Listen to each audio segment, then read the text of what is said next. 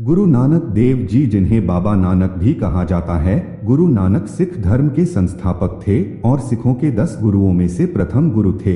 गुरु नानक देव जी अपने व्यक्तित्व में दार्शनिक, योगी, गृहस्थ, धर्म सुधारक, समाज सुधारक, कवि, देशभक्त और विश्वबंधु सभी के गुण समेटे हुए थे।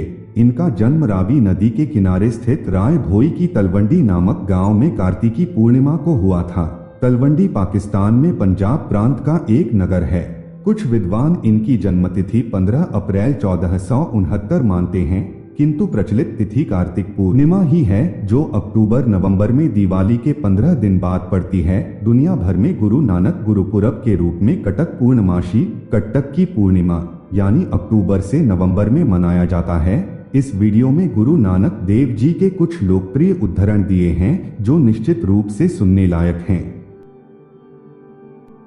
इस जग को जीतने के लिए अपनी कमियों और विकारों पर विजय पाना बहुत जरूरी है। अपने हाथों से अपने भाग्य को तराशें। सभी प्राणियों पर दया करो। यह 68 पवित्र तीर्थों में स्नान करने और धन दान करने से अधिक पुण्य है। जिन्होंने प्रेम किया है उन्होंने ईश्वर को पा लिया है। दूसरों का बुरा ना चाहो, दूसरों के बारे में बुरा मत बोलो, किसी के कार्यों में बाधा ना डालो।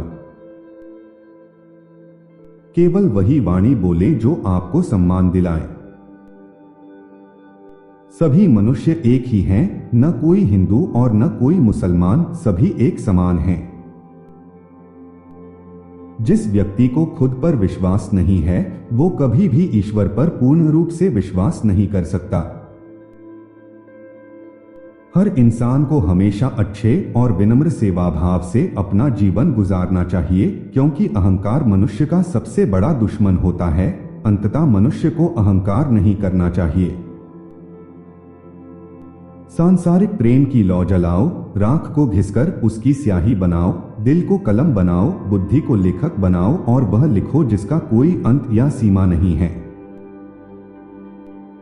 ईश्वर की सीमाएं और हदें संपूर्ण मानव जाति की सोच से परे हैं। सत्य को जानना हर चीज से बड़ा है और उससे भी बड़ा है सच्चाई के साथ जीना। जब आप किसी की मदद करते हैं तो ईश्वर आपकी मदद करता है। हमेशा दूसरों की मदद के लिए तैयार रहें। मैं न बालक हूं, न युवक हूं, न प्राचीन हूं, ना ही मैं किसी जाति का हूं। अपने जीवन में कभी ये न सोचे कि यह असंभव है।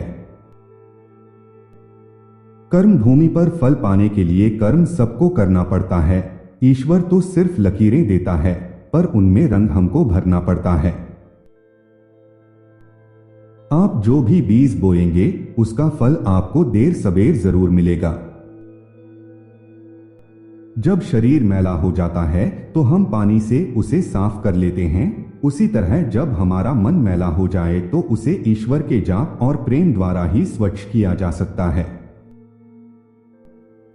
भगवान के दरबार में सभी कर्मों का लेखा जोखा रहता है। बिना गुरु के कुछ भी काम अधूरा होता है। धन को जेब तक ही रखें, उसे हृदय में जगह न दें। जब धन को हृदय में जगह दी जाती है तो सुख शांति के स्थान पर लालच, भेदभाव और बुराइयों का जन्म होता है। यदि लोग अपने धन का प्रयोग सिर्फ अपने लिए और खजाना भरने के लिए करते हैं तो वह शव की तरह है, लेकिन यदि वे इसे दूसरों के साथ बांटने का निर्णय लेते हैं तो वह पवित्र प्रसाद बन जाता है। ईश्वर की प्राप्ति गुरु द्वारा ही संभव है, इसलिए गुरु का सम्मान और वंदन करो। जो व्यक्ति किसी का हक छीनता है उसे कहीं भी सम्मान नहीं मिलता, इसलिए कभी किसी का हक नहीं छीनना चाहिए। जिन्होंने प्रेम किया है वे वही लोग हैं जिन्होंने परमात्मा को पा लिया है।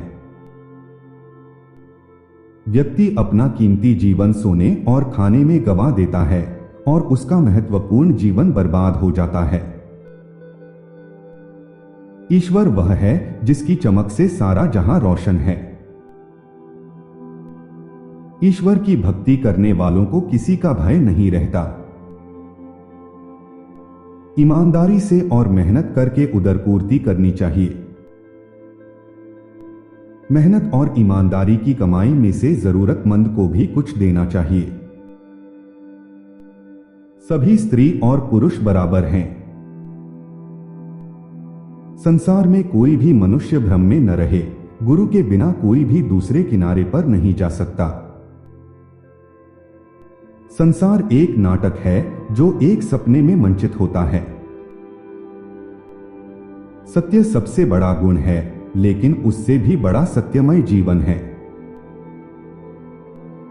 उथली बुद्धि से मन उथला हो जाता है और व्यक्ति मिठाई के साथ मक्खी भी खाता है।